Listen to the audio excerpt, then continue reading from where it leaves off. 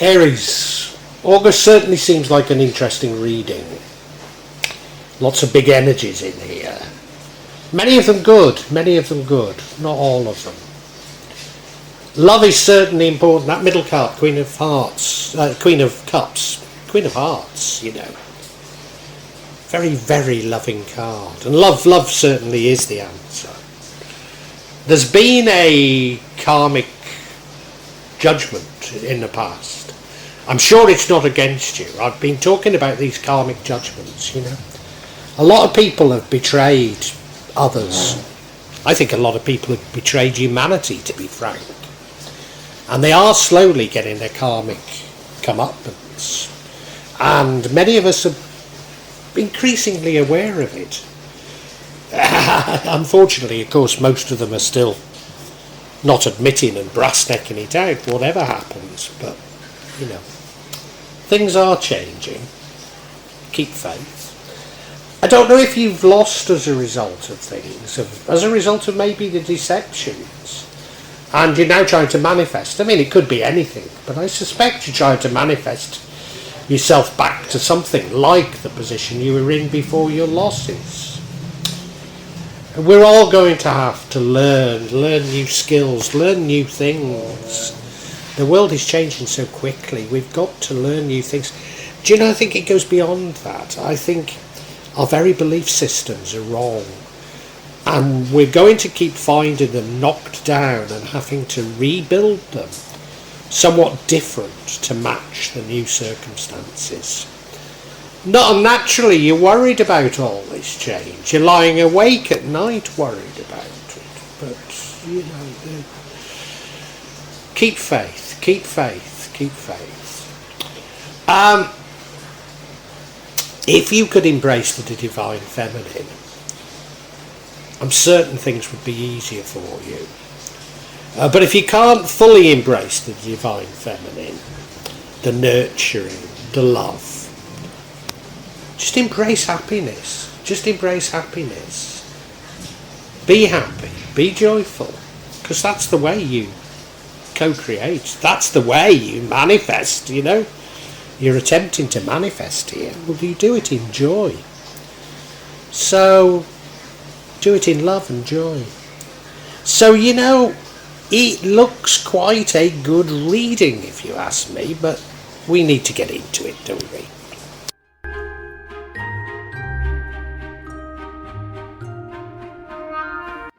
Aries, the energy that runs through this reading for August is that of the Queen of Cups, the Queen of Hearts, if you like, the Queen of Love. Very, very loving person, wears a heart on her sleeve, you know, probably gets taken for a ride by others a little. And whilst you're a very passionate person, a person who cares deeply about things, I think to a certain degree this is a set of emotions that really isn't you, Aries. You want to dominate, you want to control, and this isn't that. This is a very understanding, a very nurturing sort of energy. And I think you're being urged to embrace this. I mean, don't get me wrong, Aries, we all are at this moment in time. We're going through times of unprecedented change, including yourself. And we're being told the way to approach it is to fill our heart full of love and understanding, you know. Whereas your natural reaction is to lead and control, you know. We do need leaders, we do need people with vision, but I'm not certain that you have it right now, Aries. And so maybe you're being asked to take a little step backwards, be a bit more understanding and a bit less controlling.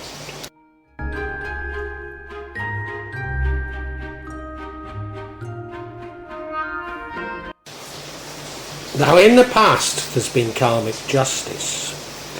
And in my introduction, I assumed that this was karmic justice against those who had maybe harmed you in some way. But I wonder if that's right. I wonder if you have been met with some sort of karmic justice. After all, you can be a bit dominating, you can be a bit controlling. you might have been a leader in the last paradigm, and whilst you might not be a bad person, just simply that's passionate about what you think's right, if what you think is right is wrong, then you may well have got some karmic judgment for that. Whatever, there has been karmic judgment meted out, and it's being meted out right now. You know, those who've harmed others, and particularly those who've harmed humanity, it's becoming apparent that they are being punished. None of them are owning up, are they? Nobody's saying, yes, it was me, I deserve it. Nobody.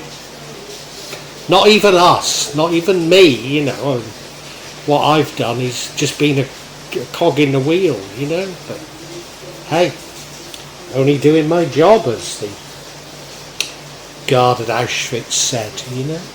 Following orders. We've all done that, you know. So we all deserve a degree of punishment, whatever, but yeah. I'm not sure if well, it probably applies to both you and to others, you know. But it is important, I think.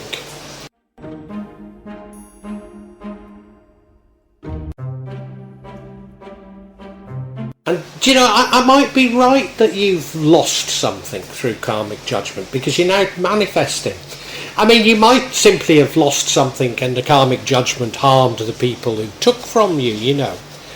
But you're now manifesting. I think you're trying to manifest some of what you perceive you've lost.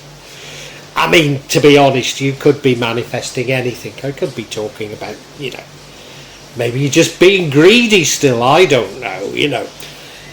There's something you're manifesting now. There's something you're wanting, and, you know, you're trying to get your hands on it. And, you know, you're going to learn, actually, the best way to do it in August. So yeah, I don't think it's that greedy, or I don't think it's that bad what you're doing. You're probably just wanting to get somewhere near back to where you were. I mean, we can never turn the clock back, can we? But you know, we can get back to feelings that we had before, certainly.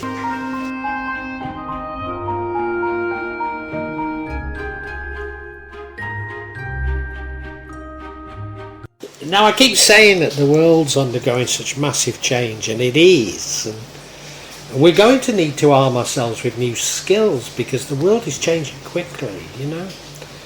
What are these skills? I mean, if we were to believe the claims of AI, and please don't, because it's all hype. But if we were to believe the claims of AI, then we're all going to be replaced by AI and robots. Well, we might be, to be honest. But it's not going to do our jobs. It's going to make a complete mess of bloody everything, isn't it? We probably need humans then to come in and sort it out, you know. But, you know, we are going to have to learn new skills. But, you know, I think it goes much beyond that. We're going to have to think differently. You know, just for example, you know, what I talked about, AI then. Instead of thinking, what are we going to do with our time? What are we going to do with the armies of the unemployed? Maybe we should really be asking, what the hell is an economy for? What is business about? What is an economic system? If it's not to provide for humanity, you know, that's the sort of changing thinking that I think we need to embrace. And I was getting a bit heated then, and we need to embrace it with love, not getting angry, you know. Yeah, so we do need a new way of thinking.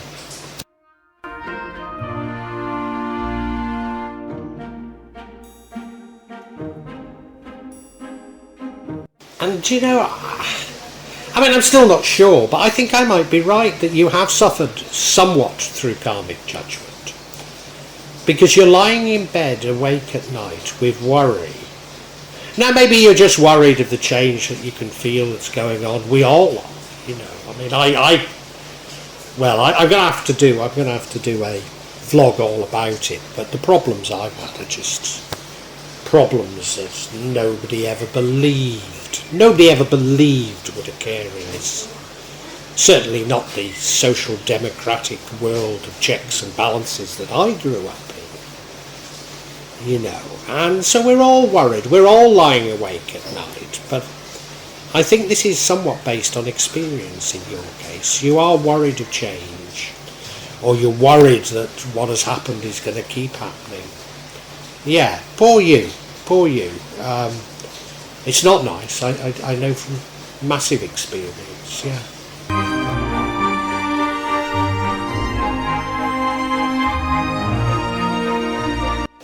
Now, if you remember, I said that this reading is dominated by love and compassion.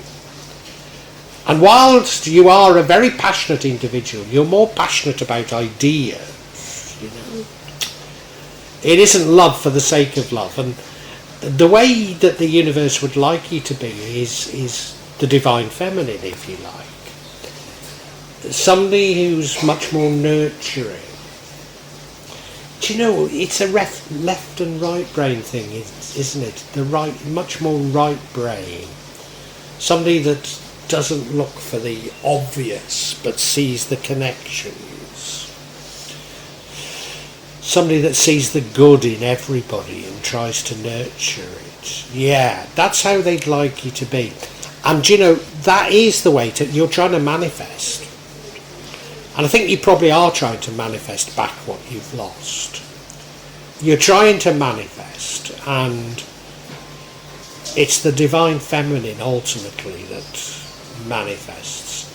It's this nurturing, it's the doing it in love, it's the not feeling embarrassed to ask for luxury, because you want luxury not just for yourself but everybody.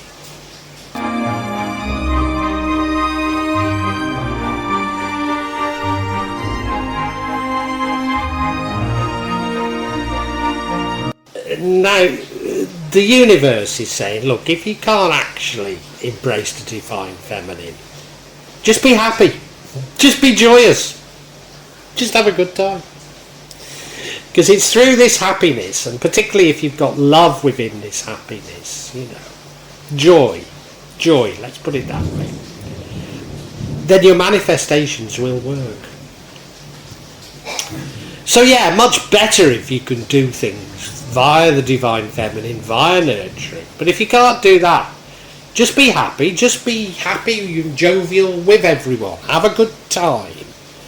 And things will work out much better. That's a lovely little message from the universe, isn't it? I think I need to find out what you're worried about. I've got a good idea, but you know, let's get some clarification on that. But certainly if you're worried, you know, the antidote is to be happy, isn't it? Joy, yeah.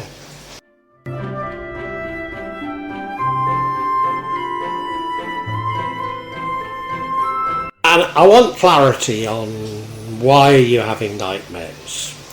First card of clarity suggests that you are aware that not everything is what it seems. Maybe even aware of poison chalices out there. The second one is, I think you're frightened of this love, you know, and as I say, it doesn't come naturally to an Aries. You're frightened of being exploited by being too loving. And finally, you're frightened of bitter endings. Well, I think there are bitter endings coming again, and we've had a lot of them. But they're reminding us that we need to change our beliefs and our values. We need to look at these individually, don't we?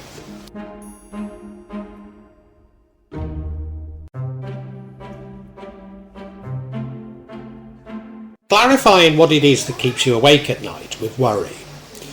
And it is that you're aware that not everything is what it seems.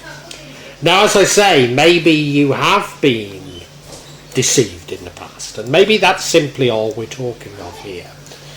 You had a number of opportunities, and one of them was a poison chalice, a bad opportunity. And maybe that's all that you're worried about. But do you know, I can, well, more than understand that, you know. Almost anything we go to buy now, anything we even attempt to do, there are pitfalls there, there are scams, there's poison chalices everywhere we look.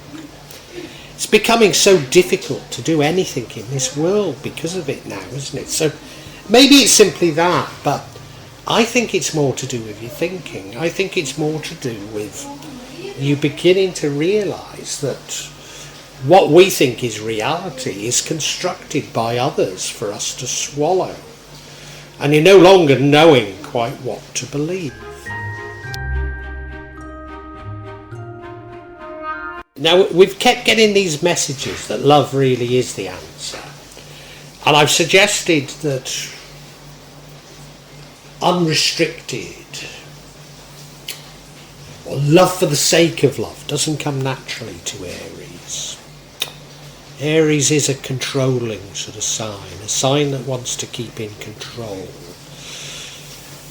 Can be domineering, but not necessarily domineering, and not necessarily bad. I'm making it sound like you're an awful person, and you're not. You're very good leaders, but you do like to control things, like it your way. And this is just love. This is allowing love rather than desire to have things your way to work. And I think you're frightened of that. You're frightened of letting go. You know that love is the answer, but you're frightened of letting go to love. Maybe you've been burnt in the past. I'm sure you have. We all have. But that's what love's about. Accepting that it's just such a wonderful thing. Let me be burnt again.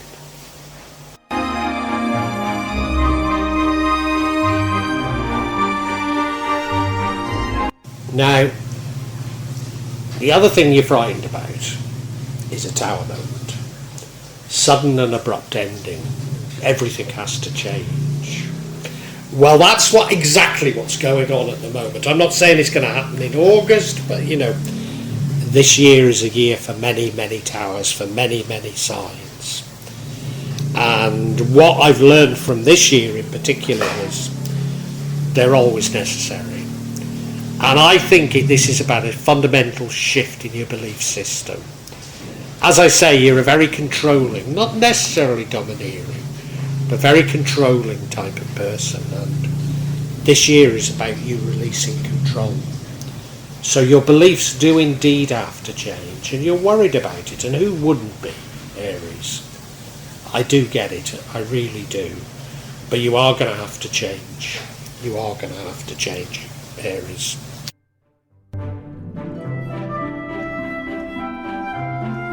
Aries, I don't know if you've suffered from karmic judgment. You may have. It may be simply that you've been caught up in all of the deception that's been going on, and you've suffered from that, and you're aware that some of those responsible have been met with karmic judgment.